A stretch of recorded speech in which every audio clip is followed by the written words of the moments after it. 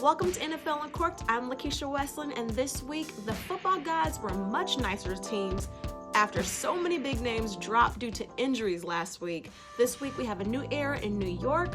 One of the top cornerbacks called in sick for work. Philly fans, we already knew they were ruthless. Now we have another example, plus so much more. So let's just get right into it. Top storyline number 1, Cam Newton is out again. The Panthers QB will miss his second straight game due to a foot injury, but the thing is, we don't know how long it's going to be. Does he need just one more week or will he need more? Coach Ron Rivera told reporters, quote, "We want him at 100% when he's ready, so there's no exact timetable for his return." End quote. In the meantime, Kyle Allen will start at QB against the Texans on Sunday. Now, the way he played against the Cardinals in week 3, I can kind of see why the Panthers might want to take their time and make sure Cam, heals properly, gets himself right, take care of yourself right now, they're okay. Allen completed 19 of 26 passes for 261 yards and 4 touchdowns and no interceptions. The second-year QB has more touchdowns in one game than Cam had in his last 4 regular season starts. Yowzers. Now, could there be a quarterback controversy brewing for the Panthers? No. When Cam is healthy, he's still one of the best quarterbacks in the league, so no controversy there. Not yet, at least.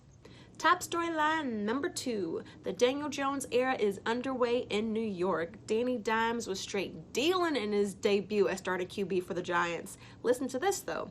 The Giants were down by 18 points at halftime. Jones led 3 touchdown drives in the second half, which one ended up being the game-winning touchdown that he ran into the end zone. Now, this was the Giants' largest comeback since Week 9 in 1970. Now, the way that Danny Dimes was moving inside and outside the pocket, man, nobody's going to be thinking of Eli Manning. Sorry, buddy. Now, when there's good news, sometimes there's bad news, which brings me to top storyline number 3. Saquon Barkley is out for 4 to 6 weeks. The Giants running back suffered a high ankle sprain in their win against the Bucs. He was helped to the locker room, but was later shown on the sidelines in a walking boot and crutches. But get this, the franchise player didn't even care that he was hurt. He wobbled his way onto the field after their win to celebrate with his teammates and to congratulate his new starting quarterback. But with Saquon Barkley out for several weeks, this is going to be the true test for Danny Dimes. Good luck. Top storyline number 4, the Steelers have a huge problem at quarterback. Now, I know I told you guys last week that Mason Rudolph looked pretty good whenever he came in for Big Ben when he injured his elbow. Well, this week, not so much. In his first NFL start at quarterback, Rudolph only completed 2 passes that traveled more than 1 yard downfield. Now, as Around the NFL's Greg Rosenthal pointed out, this is the fewest in a game since Tebow Mania. Yowzes. Now, the Steelers' coaching staff seemed to not trust Rudolph with his deep throws. Granted, the 2 that he did do, they went for touchdowns, but that's no way to win games. Now, here's the kicker. They need to start winning games because they gave their first-round pick to the Dolphins when they traded for safety Minkah Fitzpatrick, who looked incredible in his debut with the Steelers. He was all over the field in the first half with an intercepted pass and a forced fumble on back-to-back series. Welcome to Pittsburgh, Minkah. Top storyline number 5, Jalen Ramsey calls in sick. The Jaguars cornerback who requested a trade told the team that he wasn't feeling well and he wasn't going to be able to show up to practice on Monday because he thinks he has a flu. Now, there were reports that he showed up to the facility on Monday even though he said he wasn't going to, but we don't know if he was there to see team doctors. Was he diagnosed? Is it the flu? We don't know what's going on. Now, as of right now, there's no trade talks on the table.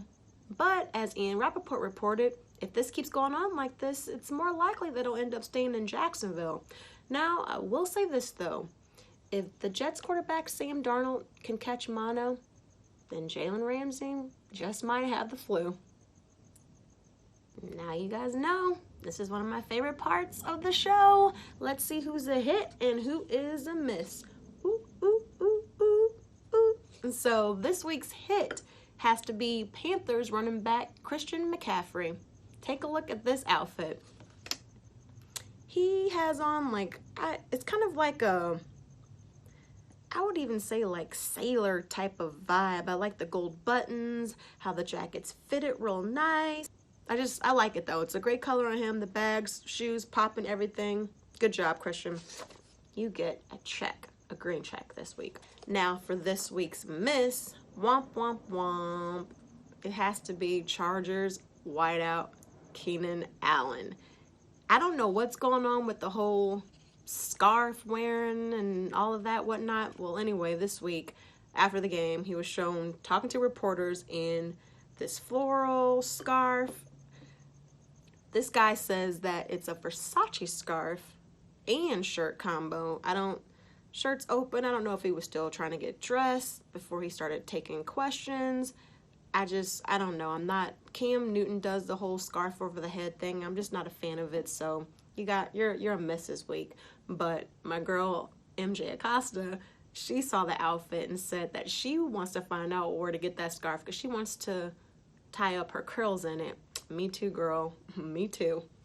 Now, I've got a little special treat for you guys. I had to share it because this is absolutely freaking hilarious. A guy in Philly was walking when he saw a building on fire.